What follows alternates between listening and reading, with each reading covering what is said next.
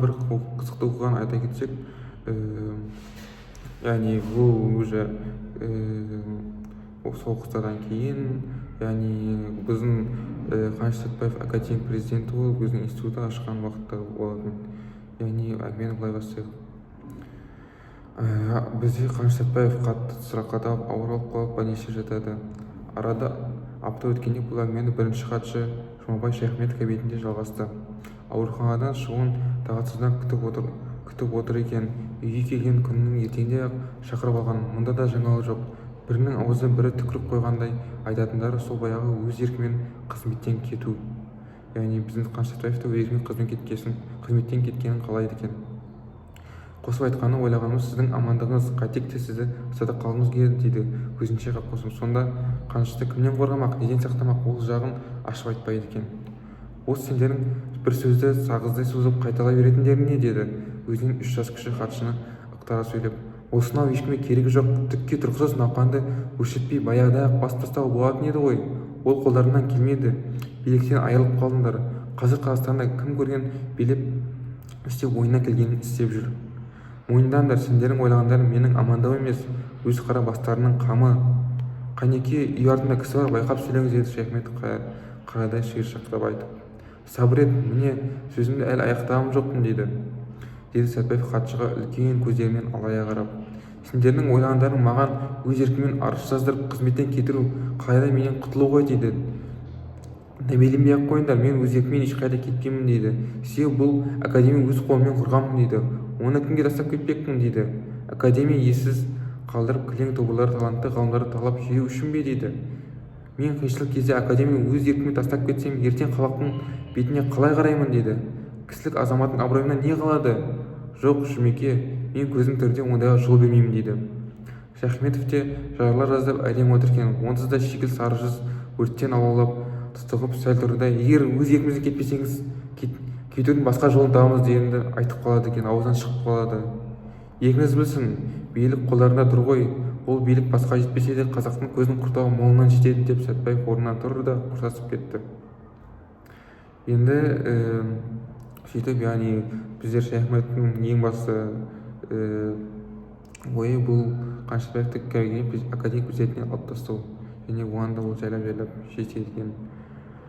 1921 жылы 20 қарашада Қазақ ғылым академиясының президенті, коммунист Қаныш Сәтпаевтың ісі орталық комитет бюросында қаралады. Мәжіліс өте қатаң әрі дөрекі өтеді, және академик Сәтпаевтың өзіне тағылған айыптың бірден біреу мойындамауы жоғары шенді партия шенеуніктерінің намысына қатты тисе керек. Сол жері ұлы ғалымды ұлттың біттуар перзентін тікке тұрмайтын партократтар арарда талады ғой, дейді. Яғни бұл да ештеңе емес. Орыс шовинистерін бұдан өзгеде не күтсін? Жанға батқаны сол бюроға қатысып отырған қазақтардың ешқайсысы ау жолдастар, бар кінәні бір кісіге ие бермеңдер. Сәтпаевтың елге сіңірген еңбектері де бар емес пе деуге жарамады ғой, дейді. Соған орай қабылданған қаулы да тым рақымсыз, қатал болды. Орталық комитет бюросы Жолдас Сәтпаевты бұдан ары академия президенті және геология институты директоры қызметінде қалдыруды лайықсыз деп біледі. Оны бұл міндеттен босатуды ғылым академиясы жалпы жиналысында шешуді ұсынады.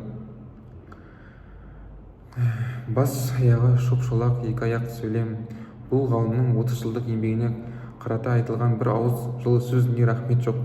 Мейлі, білгендерін істесін. Әйтеуір Қаныш Имантайұлы неше айдан бері тыным бермей мазасын алған мән-мағынасыз шоуылдықтың біткеніне қуанды. Не істейсің?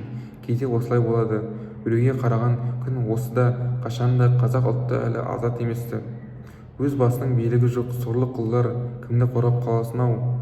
Әзірше қазақ деген халықтың құдай сүйер қылығы жоқ, бірақ сол бейшара халықты сүймей тағы тұра алмайсың, дейді.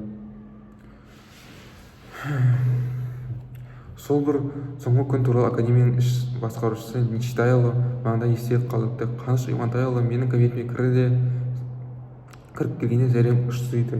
Өңі боп-боз, ұнжыға түсіп кеткен. Маған сәлемдесу ырымын жасады да бүйірде тұрған орындықтардың бәріне отыра салды, дейді. Мен енді президент емеспін. Осыдан 1 сағат бұрын мен ол міндеттен босатты, деп бетіне самарқау көз тастап жылайды екен. Оны осы академиктің көз жасы болып саналады. Яғни академиктің көз жасы деп қай жерден шықты, қалай шықты деп ойлансаңыз, міне осы жерде академиктің көз жасы яғни көрінеді деп ойлаймын менің ойымша. Жалпы бұл шығарма маған көптеген мотивация беріп, яғни Қаныш Сәтбаев сияқты көптеген зат істеуге болатынын көзім жетті.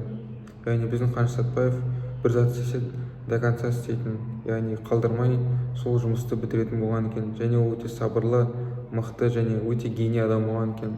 Мен сол Қаныш Сәтбаевтан өте көп үлгі аламын. Және де бұл шығарма маған өте қатты әсер еткен болатын. Жалпы бұл шығарманы мен Қазақстанда бүкіл оқырмандарға және оқырман еместерге де оқуға ұсынамын. Яғни бұл шығарманы оқыса, олар Қаныш Сәтбаевтың қандай еңбек еткергенін, не істегенін, қазақтар қалай жаны ашығанын және соғыста қалай көмектескенін білер еді.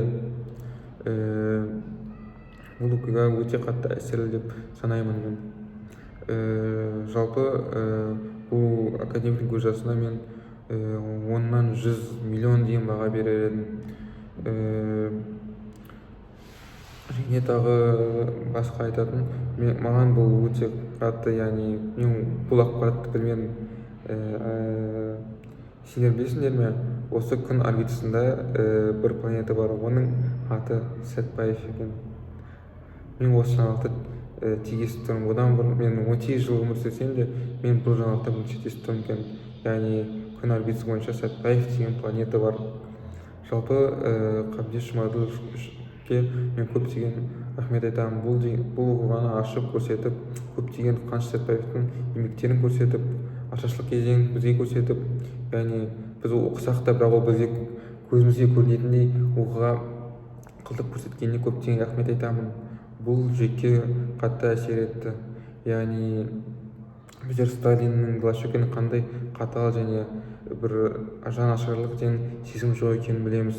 Жалпы мен Қабдеш Жұмаділов туралы не білетін айтып кетсем, Жұмаділов бұл 1936 жылы 24 сәуірде Шыңжаң өлкесінің Тарбағатай аймағында Малдыбай ауылында дүниеге келген Найман тайпасы төртуыл руынан шыққан. Бұл Қазақстанның көрнекті жазушысы, халық жазушысы және оның өзінің лақап аты Күтерин болған екен. Жалпы бұл ауылда бастауыш білім алып, кейін Шәуешек гимназиясын бітірген және 1916 жылы Қытай үкіметінің жолдамасымен Алматыға келіп, Қазақ мемлекеттік университетінің филология факультетіне оқуға түсіп, көптеген еңбек атқарған екен. Мен осы кісіге көптеген рахмет айтамын. Бұл кісі өзінің 84 жасында марқұм болып, басқа дүниеге өте кеткен екен. Алла оның осы көптеген еңбектерін сауабын жазсын және қабірін сақтап, білместен кінәлар үшін кешірім сұрап Құран бағыштаймын. Сіздерден болған Орыстанов Арманмын. Сіздерді тыңдағанына көптеген рахмет айтамын. Бәріне рахмет. Сау болыңыздар.